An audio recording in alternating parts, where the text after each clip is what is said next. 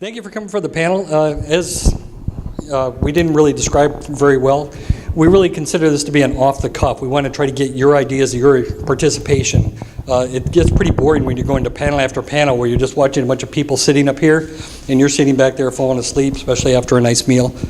And so don't be surprised if we stop and we ask you guys for questions and input. And actually at the end, we're going to give you some of the situations that we deal with and see what ideas you can come up with to help increase engagement. My name is Carl Rauscher.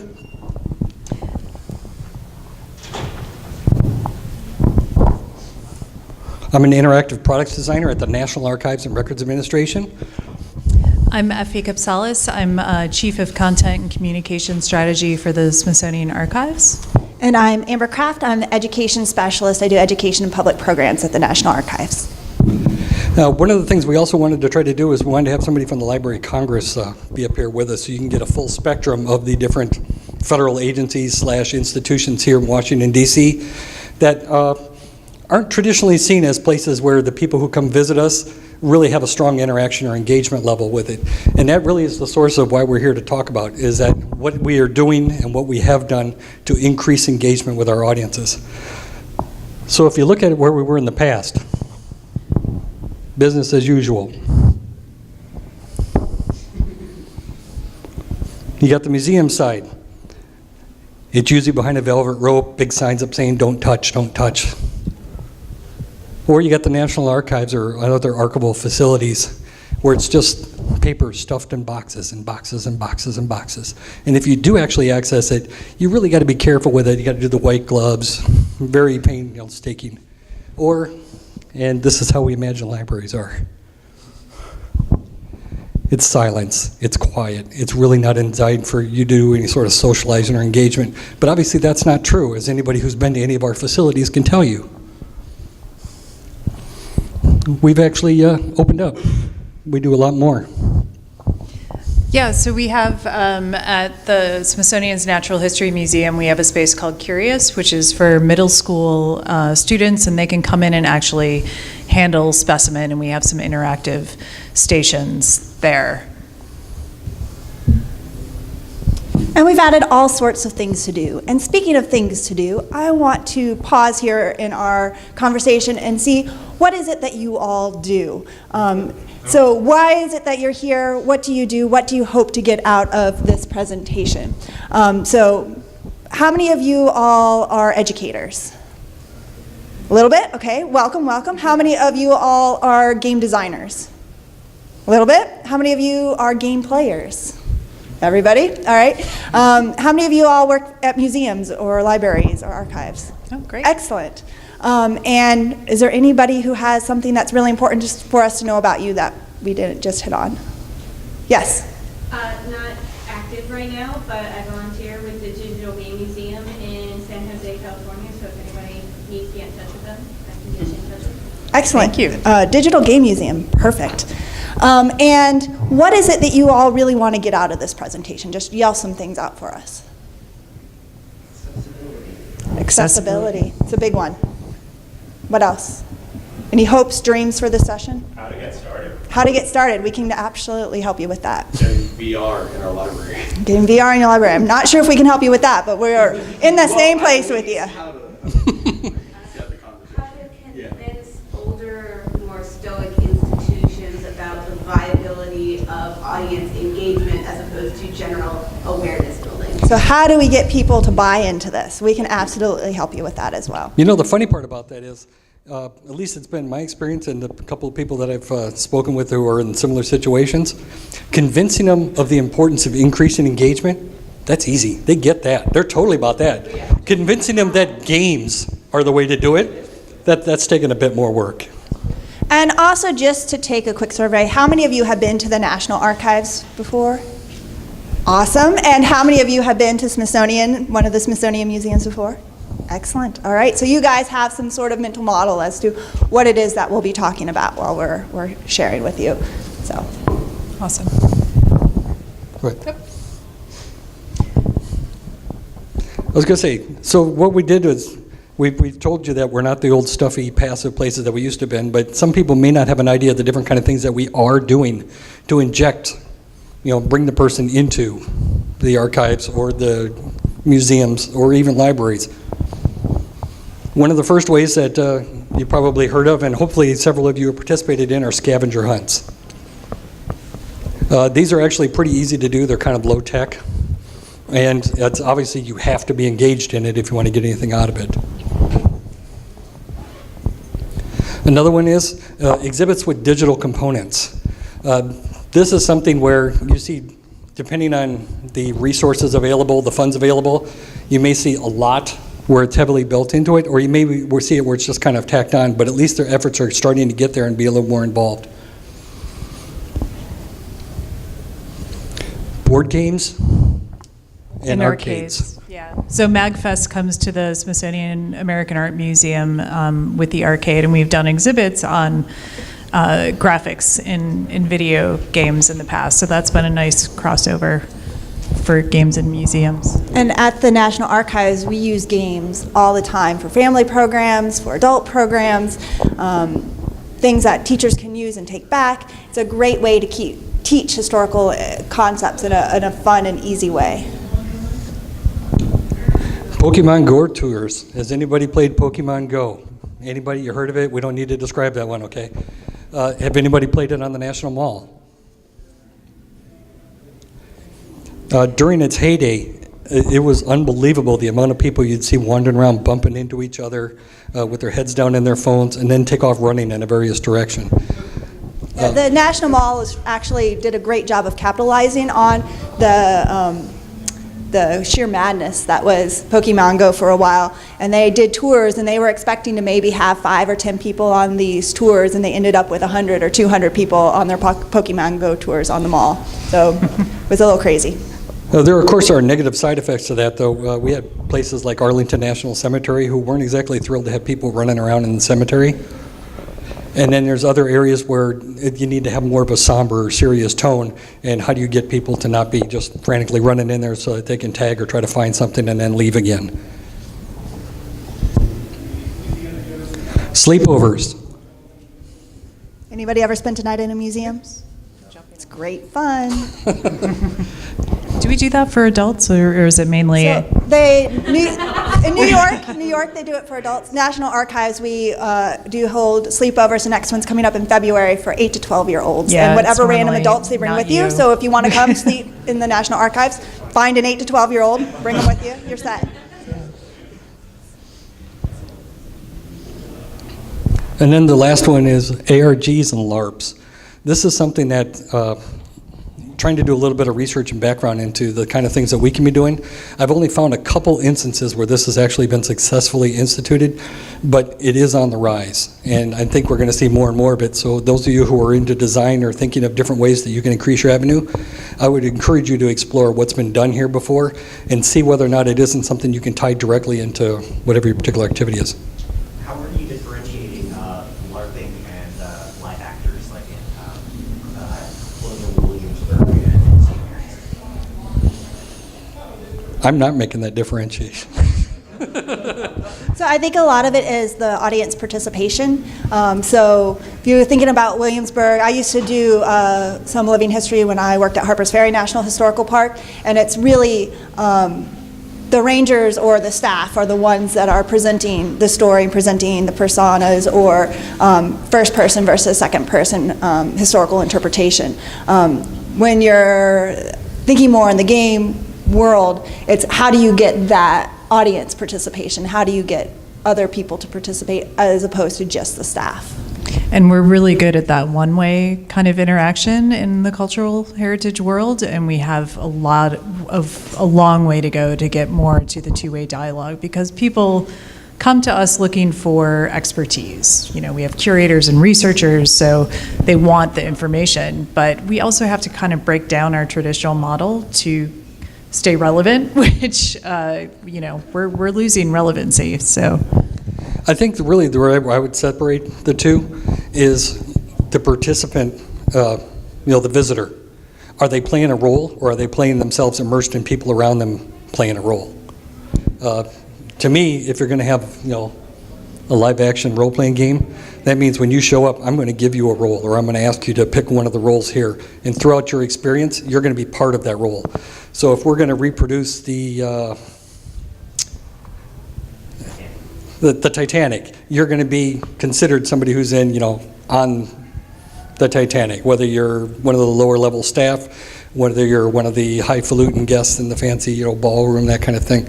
Either way, you're going to be asked to assume a role, and in which case we're going to hopefully give you enough of an experience based on either what we have in our holdings or what we have for artifacts or what we have in the setting to give you that feeling that you're actually there and that you're actually participating in it. And that's really the engagement experience we're shooting for. And this is happening in a lot of museums and cultural sites already, but the vocabulary is very different. So they're not thinking of it as LARPs. They're thinking about it as simulations. They're thinking of it as education programs, but they don't have the same vocabulary. And so it's happening, but in a slightly different mode, and it usually has a teaching point connected with it.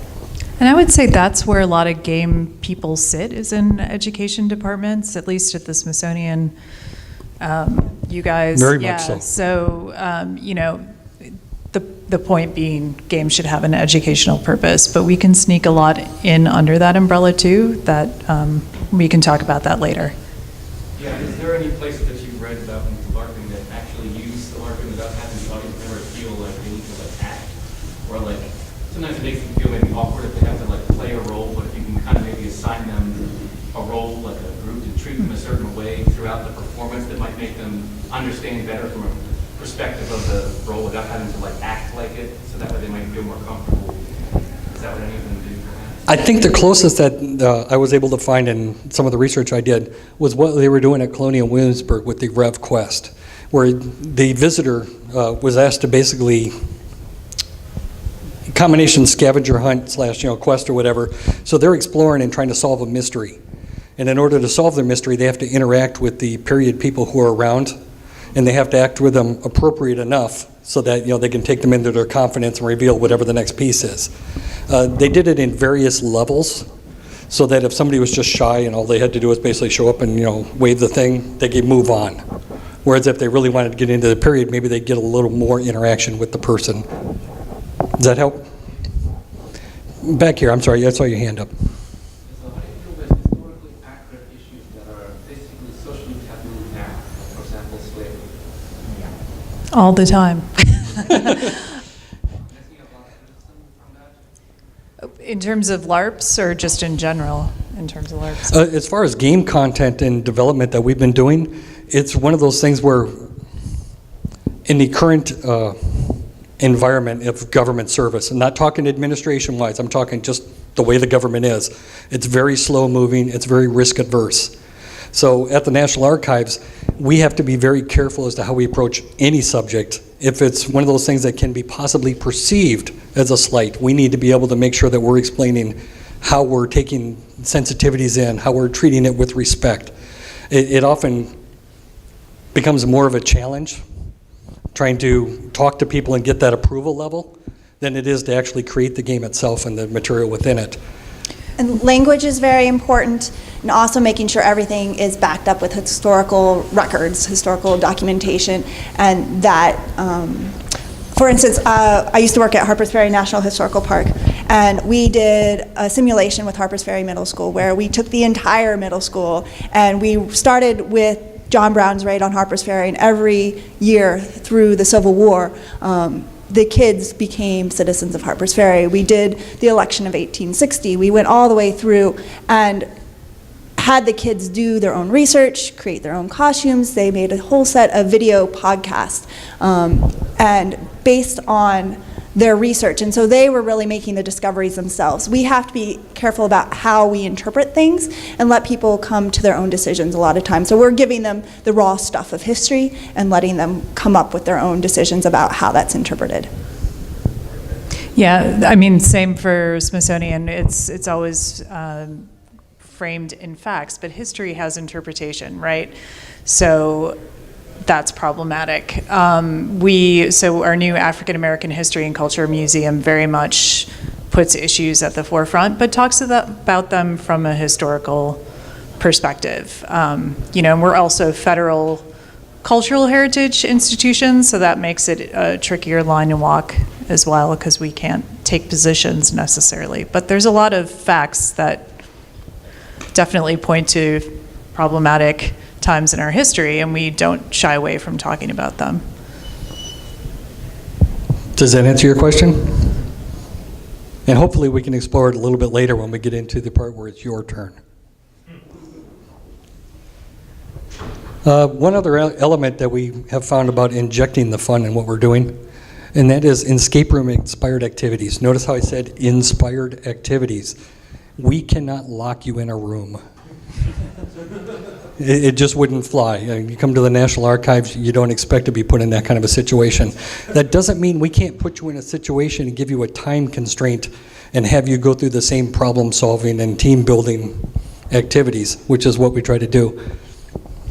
So I'll just take you through one that we did for the Smithsonian's Castle on the Mall, and this was, we had a problem. We had a lot of teens coming to that space and not a lot to do in that space. It's our administrative building, but it's this Gothic castle on the Mall that jumps out at you because it doesn't look like all the other federal buildings. It looks like there's dragons and, you know, amazing things that happen there, but it's actually quite boring.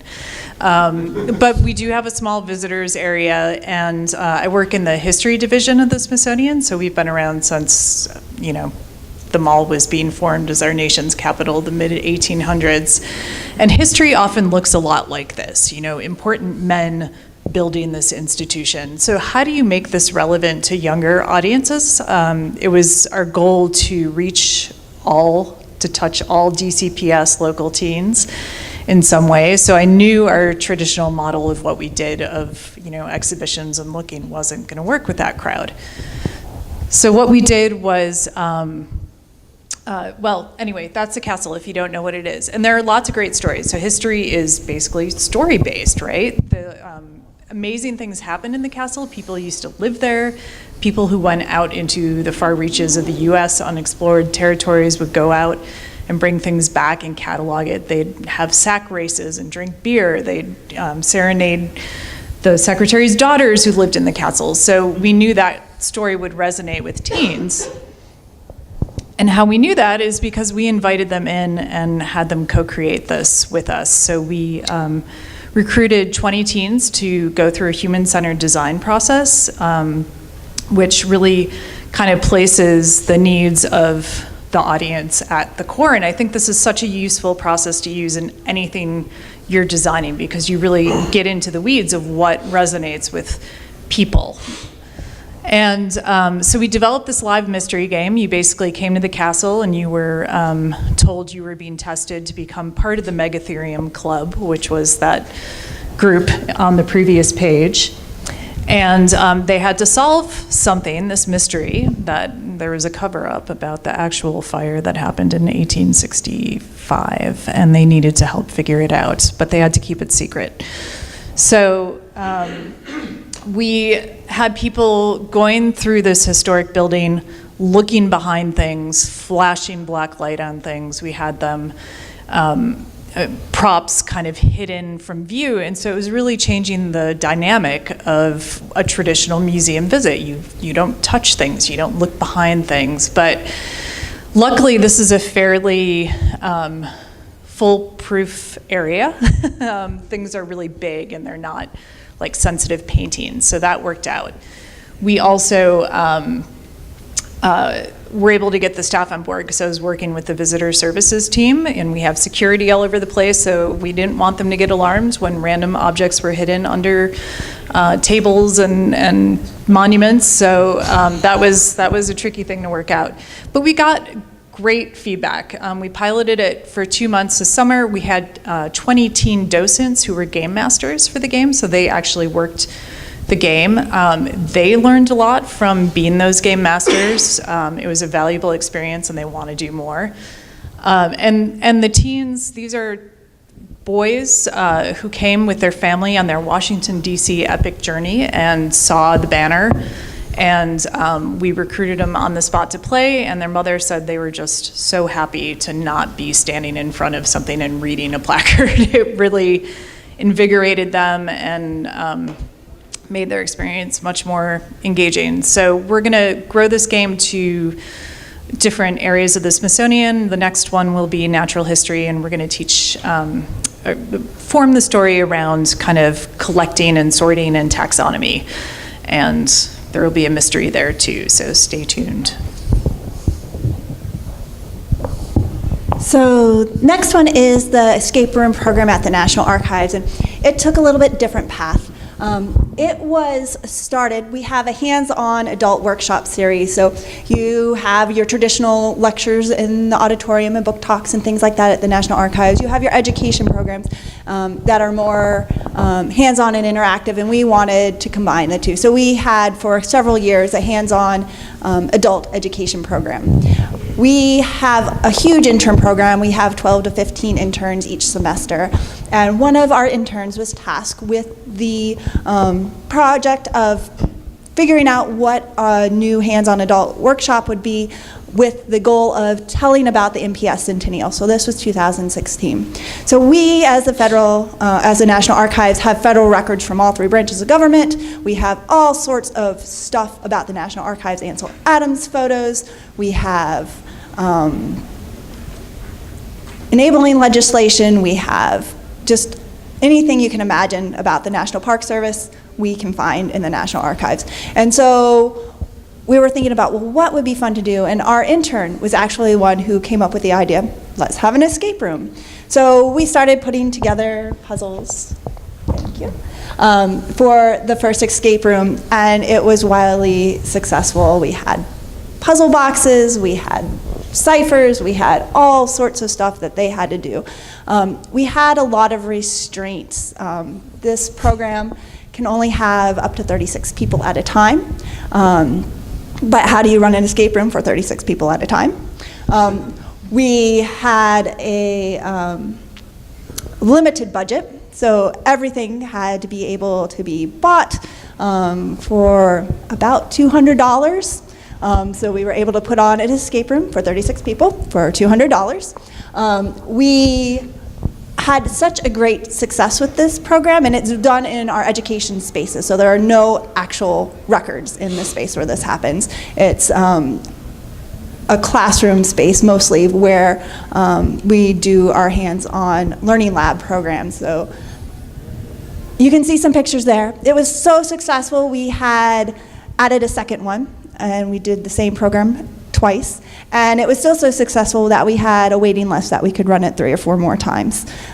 This is a free program, and because of the success based off this program, we decided to do it again. So the next one we did was in conjunction with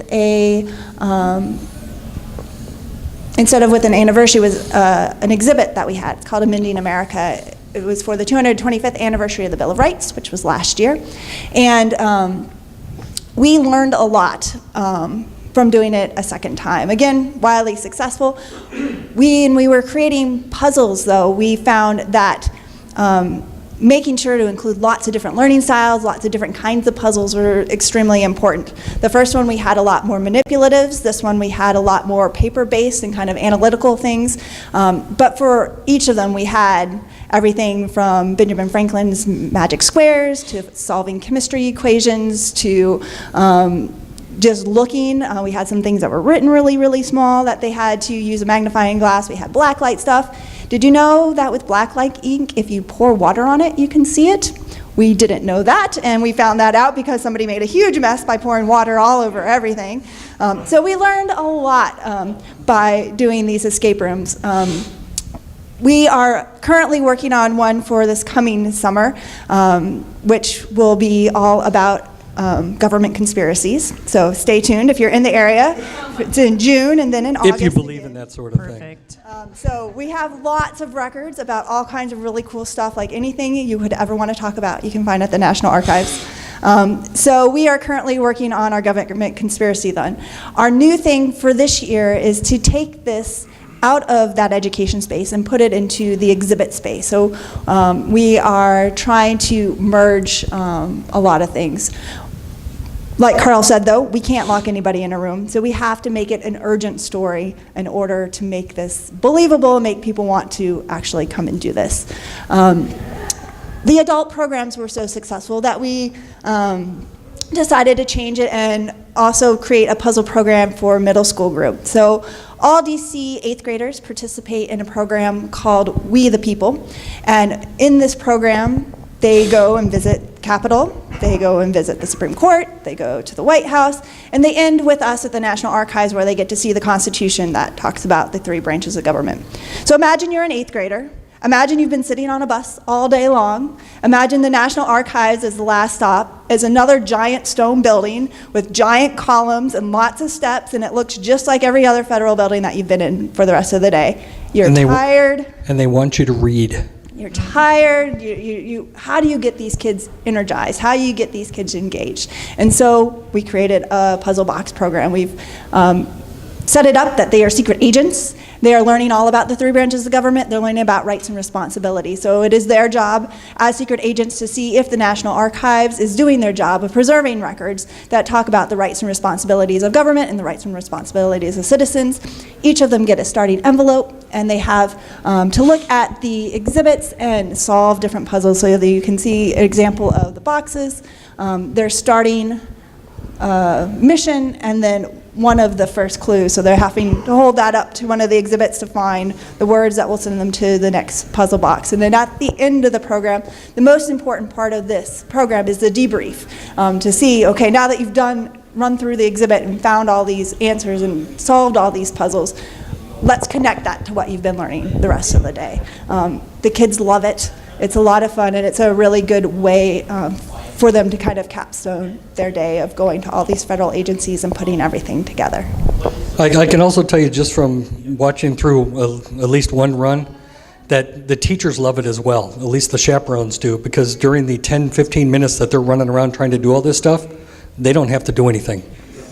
They really just kind of go at the end to get that chance to do a little bit of a sigh of relief that they're not particularly doing it. And the kids, like I said, they're totally engaged. They are running around, they're looking at all the exhibits because they have to make sure that what they find matches the clue. And I will also say, though, that a lot of times the parents, the teachers, the chaperones, they do get really excited, and they're doing it as much as the kids are doing it. So any questions so far?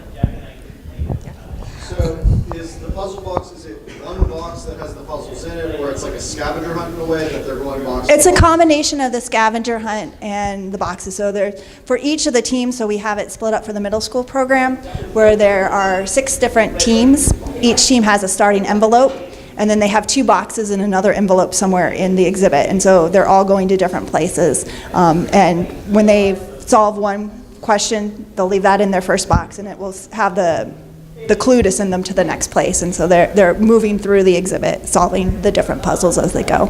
And once they actually find the puzzle box, they then have to figure out the clues in order to figure out how to unlock the puzzle box. Whether it's a code of a series of numbers, or whether it's a word that's particularly We have highlighted. directional locks, we have word locks, we have number locks. So we have a lot of different sorts of locks, and we're just using tackle boxes. But it's different than an escape room in that, like, there is a path kind of that they have to take, and that was similar to ours, just because when you're coordinating with visitor services and security and stuff, it can't be this free-for-all thing. Yeah, but it's different. And, the 2 things we just described are very staff-intensive, so we ran ours for 2 months as a pilot, 3 times a day, 7 days a week. And we had 3 team docents on for those hours at any given time. You guys... Yeah, ours, besides the development of the whole series of puzzles and the program and the curriculum itself, it takes 2 people to run the program. We do it November, December, January, February, and the first week in March. Because of the constraints in the museum, when the museum gets busy with visitors, there's not space to run this puzzle program, then have the middle schoolers running around. So it's only something that we can do in the slower months. So if you go to the National Archives right now, it's you can get right up to the exhibits, you can see everything really well. Please come. Yes, yes, you can. It's a great time to visit the museums in DC. You come here the end of March, April, May, it's a madhouse, right? And so we have to be very cognizant of when we are doing these things and making sure that everybody is having a good experience. The students are having a good experience, the other visitors that are there are having a good experience, the staff trying to man everything is having a good experience, and that wouldn't happen the middle of the 4th of July week or something like that. So we've told you a little bit about what we've been doing, and you've get to hear a little bit about all the neat and fun, exciting things we have happening. But there are unique problems that we've ran into, and something I refer to as battling Groot. The first G stands for gamification. As everybody knows, that's like considered a curse word among game developers and that there. Part of it is because of how badly it's been done in the past.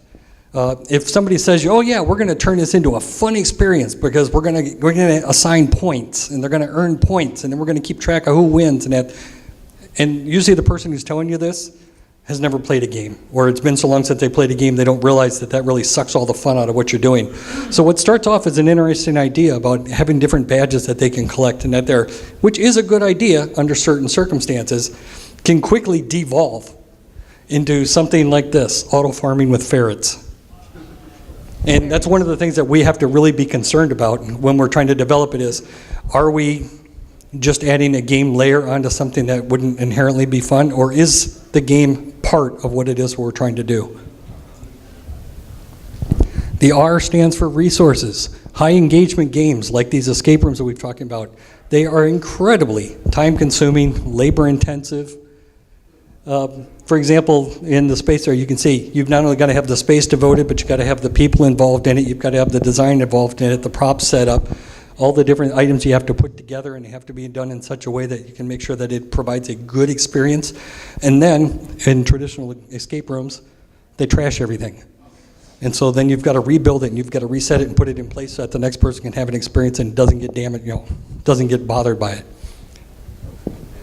The first O, outsourcing. A lot of times because we're government, we can't build it ourselves. So in the past, they've gone through and hired an external contractor, or they've made partnerships with somebody, and they want an ironclad contract. What exactly is it that we're going to be delivering, and here's how much money we're going to do it for? The problem is, you're asking people to write and develop these contracts who may not be familiar with what the actual scope is, or what the requirements are, or what the actual outcome is that we're trying to do, so they're not able to answer a lot of the questions. And then, of course, you always have somebody saying, let's add more, let's change this, let's make this, let's add that, and it all changes the scope. All of a sudden, the costs start ballooning right out the window. And I would say, we have 6,000 employees, one full-time game person. So for our 19 museums, 9 research centers, they sit in our education department. This is not my job. I just do it because I think it's great, and I think it really leads to these great experiences for visitors. It's rare that you have the staff. We barely have the technical staff to make websites. So can you imagine, making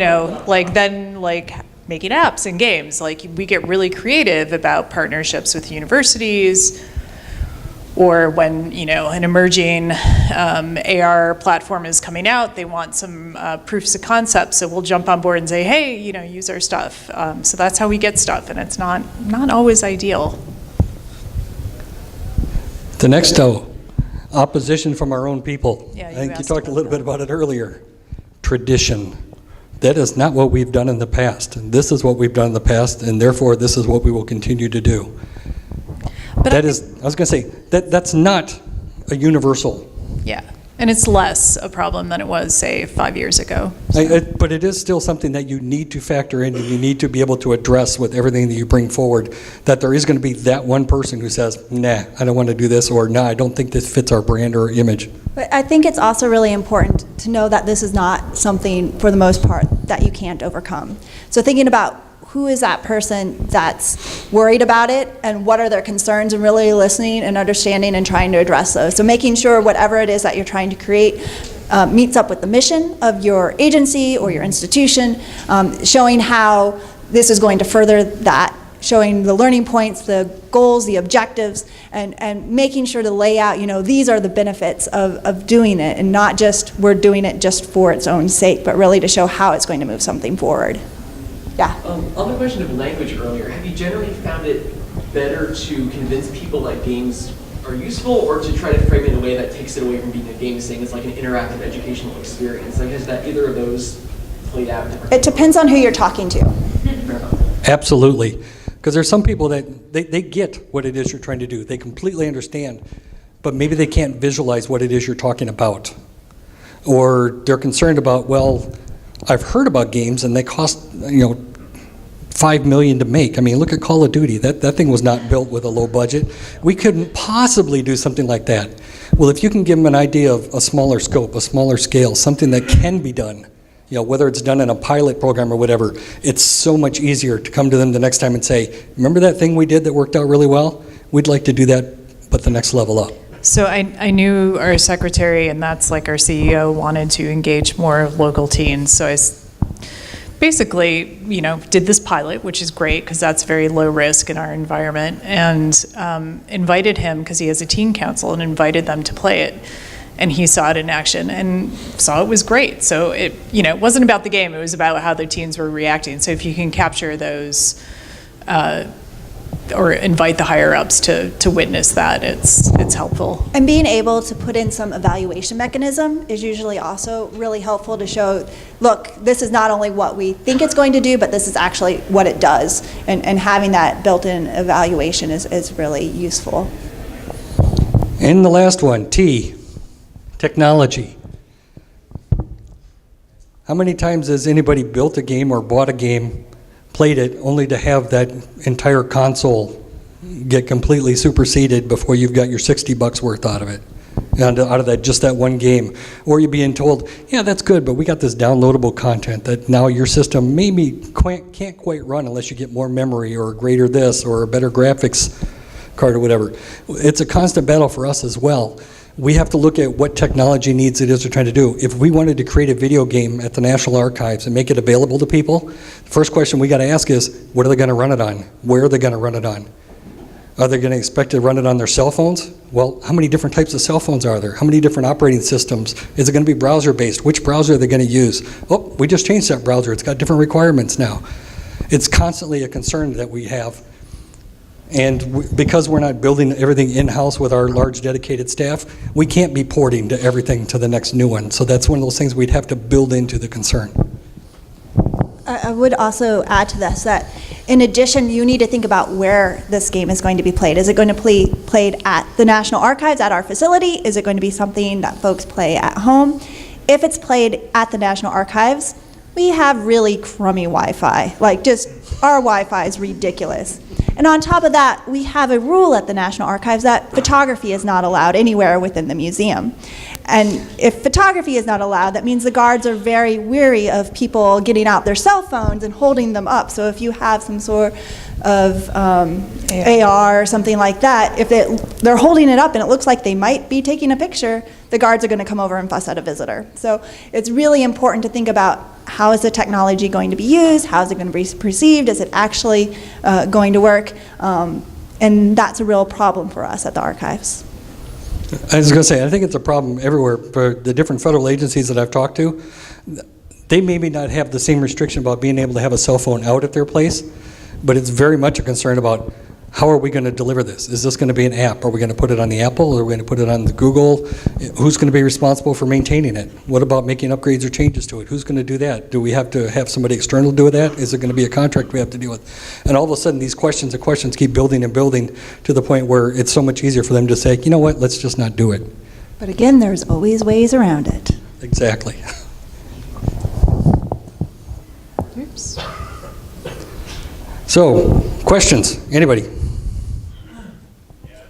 Yeah, so at the public library that I work at, we have a staff that's very open to these sorts of things, but we do not have a very active or large population necessarily. We find that it's sort of a self-fulfilling prophecy where we have a handful of regulars who come, and then because there's only that handful, it seems not as exciting or not as appealing, and then they maybe aren't as inclined to come back. And so basically, how do you get it out there to the public to bring them in the first place? My suggestion is to build new partnerships. Think about, who are you designing this for? What are the new audiences that you want to reach? Where are those audiences? Talk with them. What are they looking for? What would they need? Help them to be involved in the creation of whatever it is. It's really important, in my opinion, to make sure that the people that you are designing for are part of the design team and have input into what is being designed. And then once they have buy-in, they're a lot more likely to come back and to bring their friends, and you'll be able to expand your audience that way. There are probably some schools who are wanting to do more STEAM-related things, so you could always sell it under that umbrella. And so don't look to your regular audience. Find that audience who would want to do this and make sure they know it. And schools need that kind of field trip activity that's exciting. When you find a good teacher who's excited about it, then you've got a great partnership, because they can use their classes, they can, depending on what it is that you're trying to do, they can help design the game themselves, or they can field test the game. And there's a lot of, if you have one or two really good, excited partners and the teachers, you're on the right track. It's like you had a suggestion. Yes, I Yeah. actually wanted to jump in for you. So about, oh goodness, I think I'm loud enough. Sure. So I was at a conference about a month ago. It's called Maryland Tech Connect, and so they do a lot of academic library work, public libraries, and so the keynote speaker, what he talked about was doing all of these things that you wouldn't expect for outreach. So for his public library, I can't remember exactly where, but so they did like billboards, right? So they had so you have to cut. So like they thought outside the box, So they had a bunch of different billboards put up, with their little logo on the bottom, saying this is our public library, or like he went to a bar and they started putting stuff on coasters for a bar that was nearby. So his whole point was just to think outside the box. So while you're having trouble, because it's just that same group of people, coming back, just got to go to some other places. That's really. If you advertise where you've always done it, you'll get the people you've always had. So you have to I can give you a perfect example of that. The National Archives is giving a panel on games to gamers. And part of the reason, not just to be funny about it, but it's because it's a community that people don't normally associate with the National Archives. What does a game have to do with the National Archives? If you start and actually stop and think about that question, you'll find that the answer really isn't that hard to find. We've got the nation's stories. We can tell you just about every period of history of the United States, from the time it was actually started until the time it was now. If you're going to create a game about being a bootlegger in the 1930s, guess what? We've got the records that the FBI used when they were arresting the bootleggers. We can tell you what they had with them. We can tell you where they were. We can tell you what they were like. We can tell you what 1930s was like in just about any major city. And we can do it with our documents, with our photos, sometimes with video. We can actually present different aspects of a game that people wouldn't normally think of, that add an era of realism to what it is you're trying to create. And not only that, but it also is going to give you ideas of things that you wouldn't have normally associated before if all you did was just do a couple Google searches. And all of our stuff is free. Public domain. We're holding it for you guys anyway. It's yours, take it. To follow up with that, I know one of the things y'all were just talking about was doing a lot of customer discovery there. Great book for that, since we're in the library, is called Talking to Humans. So it's recommended a lot in lean startup course stuff, but it's all about trying to find out what your customers want or what your potential customers want so that they can give it to them. So if anybody didn't hear, book suggestion, Talking to Humans. Now, I know we didn't talk much about libraries, because obviously none of us are working at a library, so we can't talk much about it. But what I can tell you is one of the most innovative and interesting games I've heard about so far was done at a library. New York Public Library actually held an overnight combination scavenger hunt / writing exercise / quest where they invited, I think it was like 300, 400 guests to spend the night in the New York Public Library, and they had them hunting down various artifacts, and when they found it, they had to write a segment of the story about it. And then when they got done, they put all of those stories from all these different groups all together into a big book that told the mythical history about ghosts that were in the New York Ghostbusters, Public right? Library. That was shot there. Yeah. Like I said, so, I mean, just because it's a library doesn't mean it can't be engaging for the people. It just, you need to think like a gamer. Yes.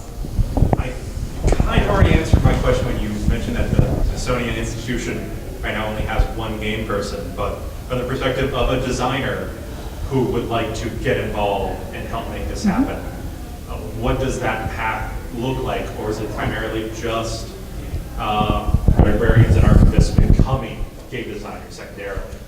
No, so for this game, I did contract a game designer called Green Door to help with the story and the mechanics, because this was a totally new world to me. So, you know, the big three have federal contracting, which is not fun at all. So, like, phone a friend and ask what that's all about, because it's hard. It's a really hard process, but we do put out bids for projects, and so we often bid out work. So if you're a game design company, I would suggest going to conferences related to the sector. So like we have Museums in the Web or Museum Computer Network, which has been around for 50 plus years now, and start networking that way or talk to us. But the smaller cultural heritage institutions, if you're addressing a problem that they have, and there are a lot of great blogs that talk about our problems with relevance, diversity, a lot of different things, and if you approach us with something that would help with that, that's going to make your case go far. I think there's someone who's raising his hand way in the back. Yeah. So, my wife is a public school teacher, and Please thank her for us. Please thank her for us. it seems that the games, the educational games they use, are these terribly designed apps that are like, the game isn't reaching an educational goal. It's almost like the lore books in Skyrim or something like that, where like you're playing this game and there's an educational thing on the side, and it just seems like it's a data collection thing on kids, and it's not, it's this idea, they're going to use technology and they're replacing the real work of learning with technology. And how, as a citizen and as a parent, how do you push back against essentially bad game design? I can only speak for myself personally. This is not coming from the National Archives. I am not speaking on behalf of any federal government or agency, just myself.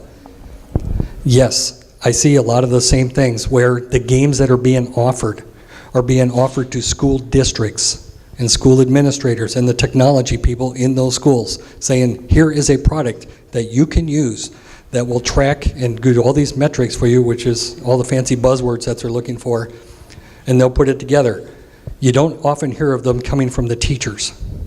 Those are typically not the teachers saying, I would like to use this in my class. That's usually the administration telling the teachers, find a way to use this. The teachers themselves, they know what works.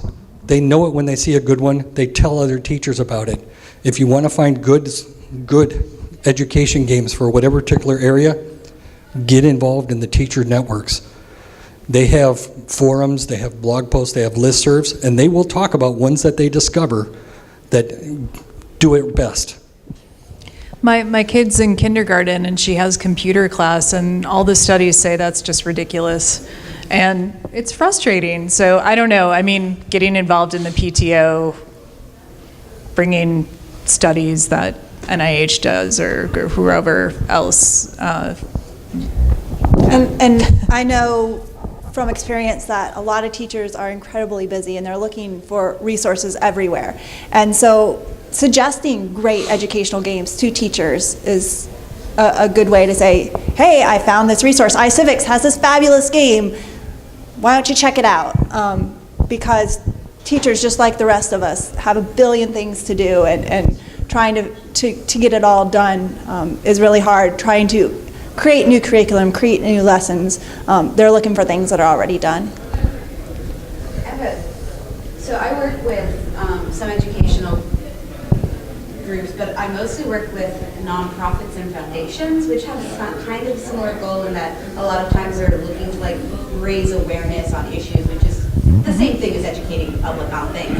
But their end goal is mostly not just to raise awareness, but to get people to act in some way after you've raised their awareness. So either donate or take this action or be a part of a community, et cetera, et cetera. So do you have any tips on ways to turn engaging experiences like the games that you've described into things that people then can do in their own lives? Talking about moving them up Bloom's taxonomy. That's really challenging, and the more that you can interact with the same person, the more likely it is. It's also really hard to measure something like that unless you're able to go back to that same person or same group of people over and over again. So, and that's something that's really hard for us in the museum education world, is that we see people, they come, they have this great experience, and we may or may not see them again. If you're a classroom educator, you get to see the same kids over and over and over again, and so it's a lot easier to see what the impact is. But I know, for me, museum sleepovers, right? So my first museum sleepover experience was when I was a second grader at Cumberland Science Museum when I lived in Alabama. Since then, I have spent the night in like 10 different museums, and I have been involved in either working or completely in charge of sleepovers at 3 different museums. And because of that experience I had, it had a huge impact on me. But do those people at the Cumberland Science Museum know that? No. Will they ever know that? Probably not. So I don't know who they are, though. Unless they read your blog post, they probably won't catch it. They're dead. So that's really hard.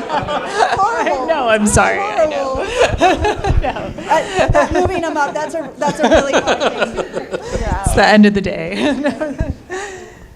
Yeah. So one of the interesting things that games and technology can do in museums is add a level of interactability to a more literal sense where, especially in science museums, someone can walk up to a non-static exhibit and interact with it, change like variables and see what happens. Mm-hmm. Are there any programs to try and increase the number of interactables in larger museums?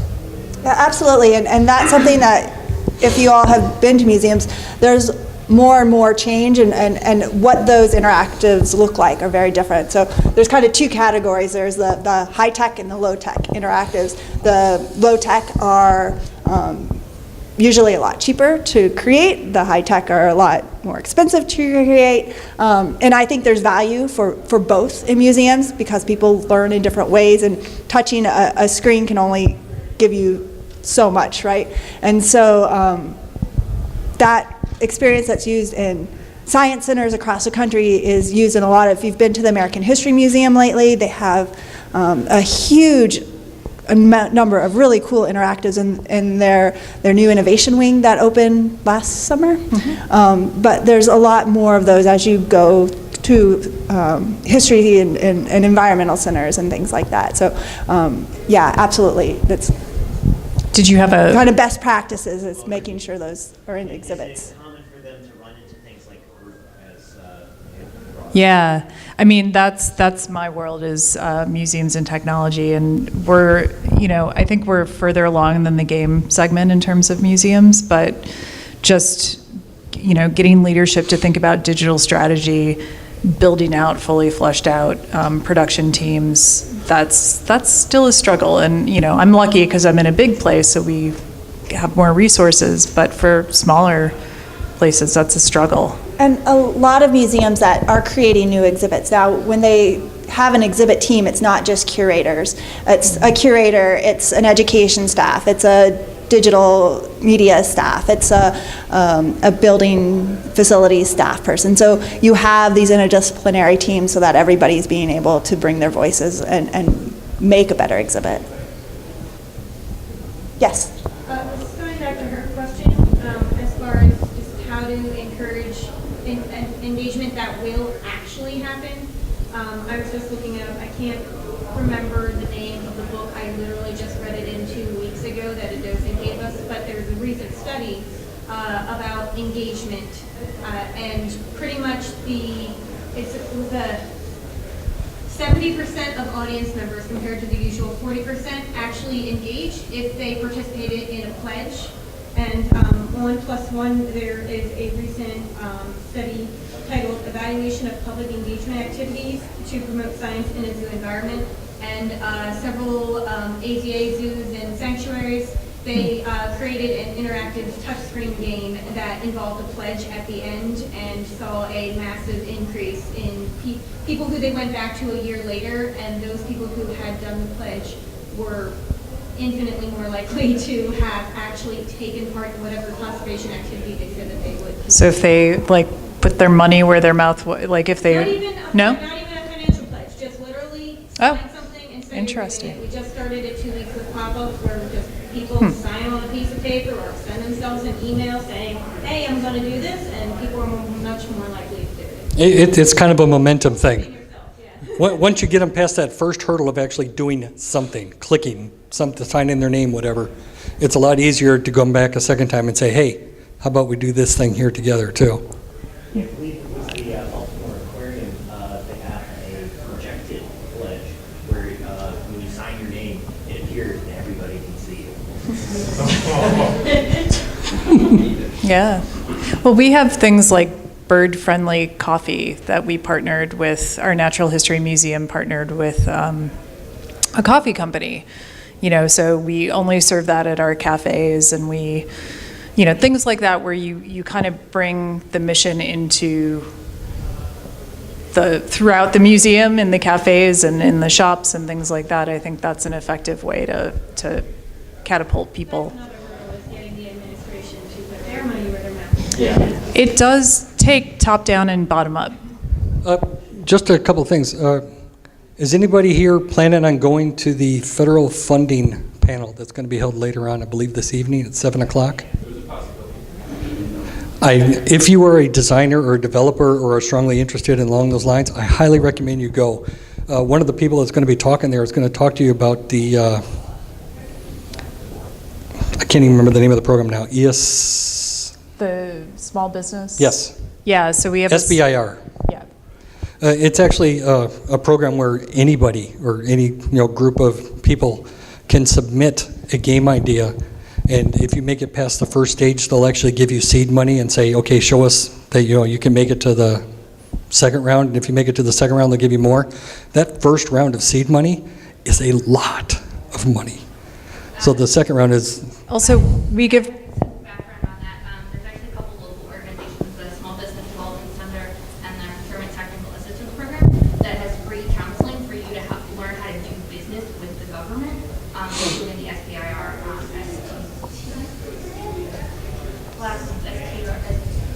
We like our acronyms. But So it's a procurement, I just want to repeat that for the recording. It's the Procurement Technical Assistance Program. PTAP for getting help on being, how to do business with the federal government. The Small Business Development Center can also help you if you don't have a PTAP local to you. They can connect you and make sure you can get through online.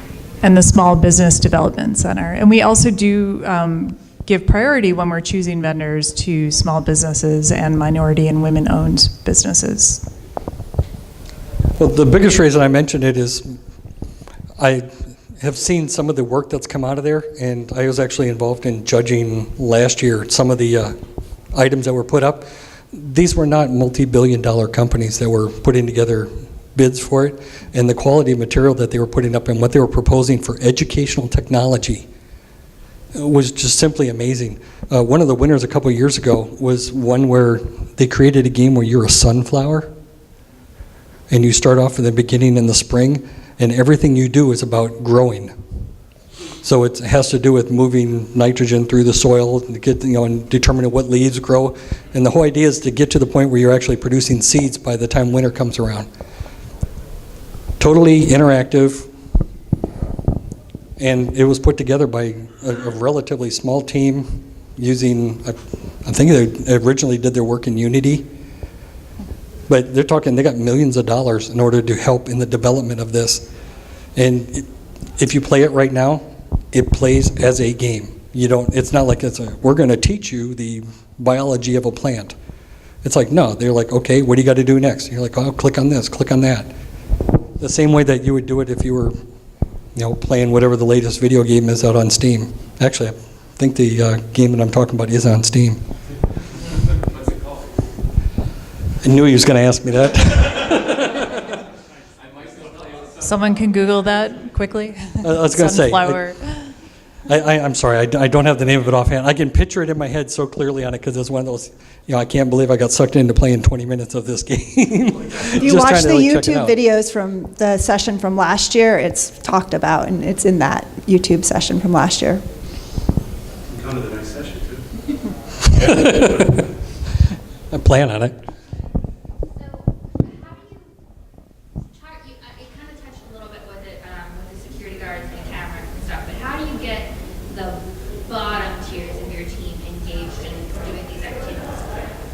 I'm just thinking back to the little one-room schoolhouse trip we took where they assigned us a character and then we did nothing with it because our particular docent wasn't about that. Yeah, having the teens be the game masters really helped a lot. And also, but inviting the staff to test the game and play it ahead of time is really helpful. So, someone who's older, who's not used to games, and they're usually the people that man the visitors' desks, we would invite them during the testing phase. That's because it's really about recruiting and not assigning. Because nobody wants to be assigned something, but to be recruited to be a part of this special program. You're talking about getting the staff on board? Yeah. For us, we do it in lots of different ways. So we try to have... we have a very, very small education staff, so you're looking at half of it right now. So it's us and our interns, basically, that are running the programs, doing the games. So they're either involved in creating the games, or if they're not involved in the creation of them, which you have never seen people more ecstatic to see their idea all the way through to people coming to use their product. It's phenomenal to watch and see how all those revisions and all that feedback and okay, so I see this. So they either have a lot invested in it personally, or it's something that we're doing a lot of training on, and so they are being the participants and we're taking them through whatever it is, and so that they get to see it from the participant side, so they understand kind of the value of it that way before they're facilitating it themselves. A little secret, teach them how to become experts at something, and they will be more than happy to demonstrate that expertise to someone else. Because nobody wants to do anything unless they feel like they're actually contributing to it. So either they're helping in the development of it, or they're helping it because they became an expert at something. And a lot of the docents that we have there were former either staff or researchers who got really, really good at understanding how the archives works or the particular elements of our holdings. And when you see them come in now to talk, and give a tour to somebody, they will just go on and on because they understand and know that one particular aspect. So at this point, we're keeping you from your dinner, which is not good. But Sorry. I'm happy to stick around, and I'm sure We're all Amber and happy to Carl, hang out. happy to stick around if you have more questions. But thanks again for coming. Stay in touch.